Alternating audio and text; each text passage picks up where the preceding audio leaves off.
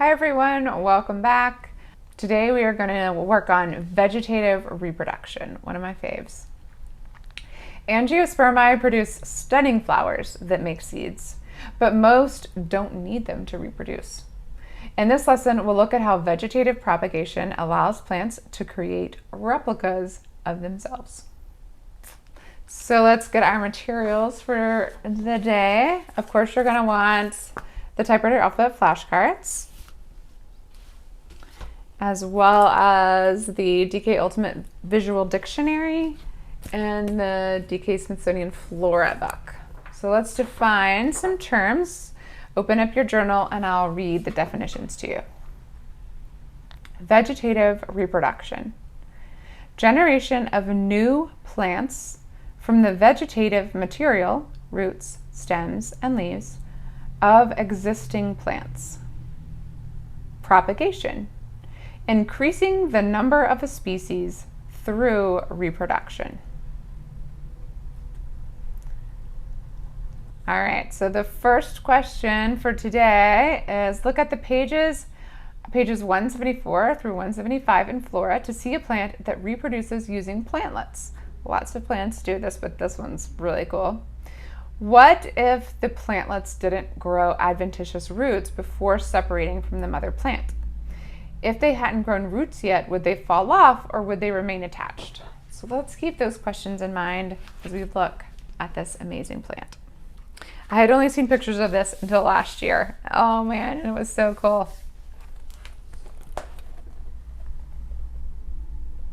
Mother of thousands. All right, I'm just gonna read you a little bit of what this says. Leaves that reproduce. For plants, finding the perfect home is a matter of pure chance. Their seeds are blown, washed, or carried away from the parent plant and could end up anywhere. When they find a suitable environment, some plants make copies of themselves, clones, to spread across their new home. Some of the most fascinating examples of this are plants that create plantlets on their leaves. The plantlets are nurtured by the parent until they are big enough to survive on their own.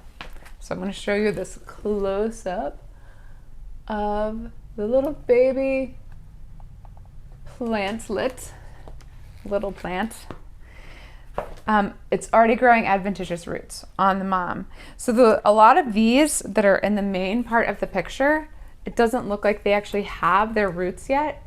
So if they were to drop before they had roots, what do you think would happen? I mean, I don't know because I don't have one of these plants yet. One day, that'd be amazing. I'd love to have one and see what happens.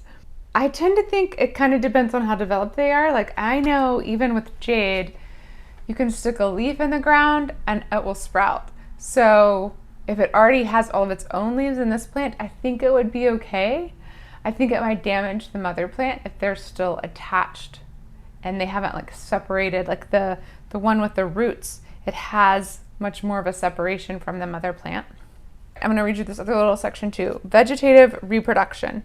While seeds develop from flowers fertilized by the pollen of another plant, or their own, vegetative reproduction involves just one parent, so plants produced vegetatively are genetic clones of the parent. Some plant species produce new clones from their roots, tubers, or shoots, and most plants are able to grow from cuttings taken by gardeners. These two are forms of vegetative reproduction. In fact, under the right conditions, almost all plant tissues are capable of generating entire new plants, which is fascinating and super wonderful if you really like plants and you want to share them. All right, so let's see what the next question is. Look at the Not Roots and Rhizomes lesson and read pages 154 through 55 of the Ultimate Visual Dictionary to learn more about vegetative propagation methods. Discuss similarities and differences among the many ways plants reproduce vegetatively. All right, I'm going to show you this page. We looked at this one a bunch. And these are some different ways that they don't have a really good close-up of them actually producing the new bulblets in this one.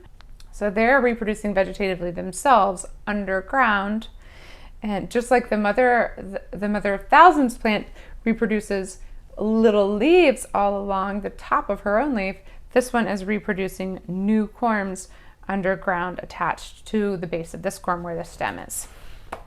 So other ways that plants are reproducing vegetatively, if you look at this ginger, it doesn't really show you, an example of this, but at each one of these segments, it can be broken off.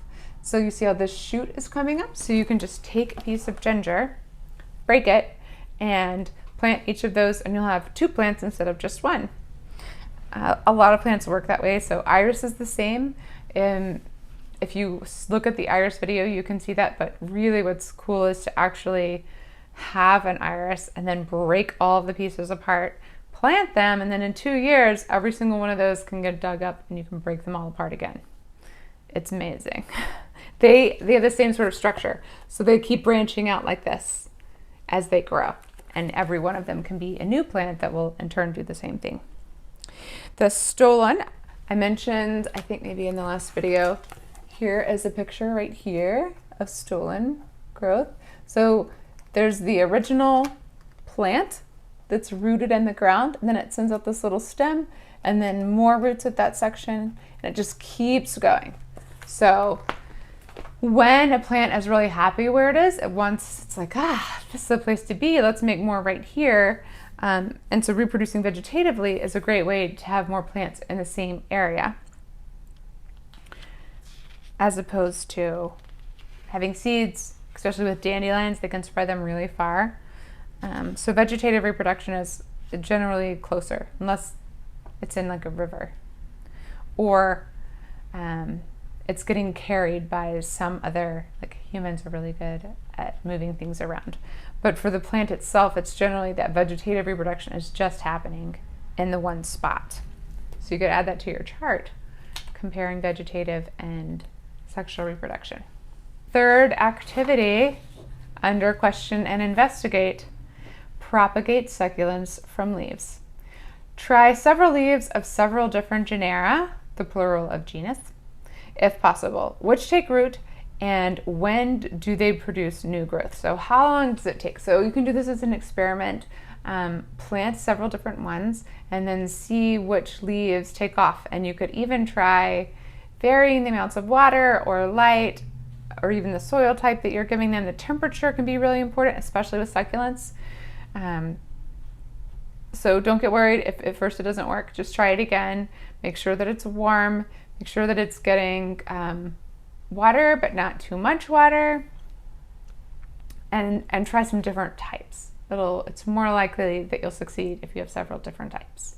If you're going to do Christmas cactus, that's one that has adventitious roots a lot. So just pick a leaf that already has some adventitious roots and your chances of success will be much higher. Lastly, it says all but a few examples of vegetation in these lessons are based on stems. Why is that? So if you do a Christmas cactus, you're using stems, not really leaves, which is what I said in the thing above.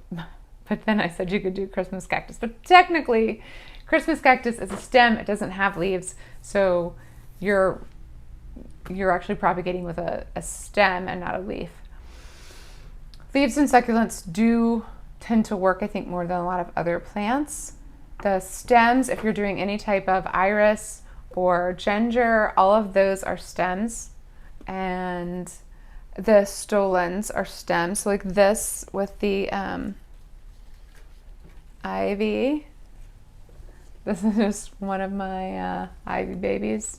But they have little tiny roots already coming out. Every time there's a leaf, there's a root. And so those are super easy. But again, what you're doing is you're basically taking the stem part and creating new plants. So why is it that the stem would be the easiest to use? I find it the easiest to use. I find it the most common way that plants, both in the wild and for me trying to propagate, use stems. So just think about that and see what you can come up with, why that might be the case. Think about where the roots are and where the leaves are and how much a plant would have to work to go from roots all the way to leaves, or from leaves all the way to roots. All right, time for journal activities.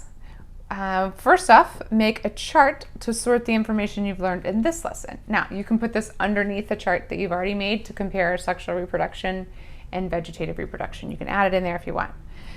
Which plants reproduce with which propagation methods? Are there plants that can propagate using multiple methods of vegetative propagation? So some of that you can read about, or as you just go along and you experience things this year as you're studying plants, then just add them in as you go. Secondly, what are the advantages and disadvantages of vegetative reproduction? What if there are no pollinators? So a great example of that is houseplants. If you just have your plants inside your house, they're probably not creating a bunch of seeds, and you're probably not experiencing a lot of sexual reproduction inside your house with your houseplants. What if a particular trait kept a species from surviving a natural phenomenon? So let's say you have this wild strawberry plant and it has used its stolons and created all these other wild strawberry plants, and then some type of fungus comes and that particular strawberry is susceptible to that fungus. What will happen to every single one of those plants? As opposed to if those plants had been propagated sexually and they had a greater genetic diversity, what would happen when the fungus came and attacked them? So if one thing is susceptible, but then potentially another combination of genes is resistant, what would happen when it comes and gets attacked by a fungal disease? You can look up the Irish potato famine and see how devastating it can be when we don't diversify. And in nature, nature does its own thing, but then we as humans come along and we tend to like really monocrop things, and that has potentially serious repercussions. So you can add those ideas to the chart that you made in the reproduction lesson and just compare them. So like vegetative reproduction can be really great for lots of reasons, or it can really have some downsides. And sexual reproduction can be tricky because you have to have pollinators usually. And if you don't, then you get the same problems because it's self-fertile, so you get those same problems of diversification. Anyway, so just sort of compare those and keep those in your reproduction comparison chart. If both of those are a little too much for you, then you can just work on identifying the different vegetative parts of plants within the alphabet or within the books. Just find examples of lots of different ways that plants reproduce vegetatively. All right, guys, we'll see you on the next lesson. Bye.